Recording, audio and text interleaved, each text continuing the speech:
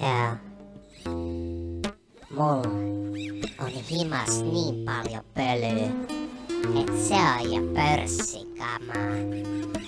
Maahan voi mennä makaa, tehdä enkeleet tahallaan, syödä pölyrinkeleet mahallaan tai sit vaan aivastaa. Aivan niin paljon pittuna aivasta. Naapurit luulee, et sä oot raivareita. Tää on tullut just Viron laivalla. Anyway, moni on suositellut mulle siivoamista, mut mä oon suositellut niille lähinnä pittuun painumista. Laita perään mun villakoiran. Ilakoida illan hoida ilman moppia. Chillaa voimakkaasti mun kolosilmas toppii. Ilman nokkii, finit pysyy vissin alakaapis.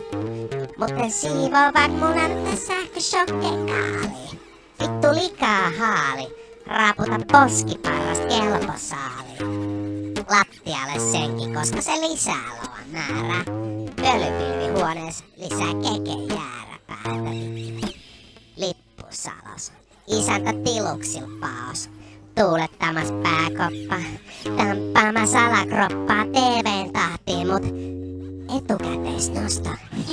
Se ei stoppaa.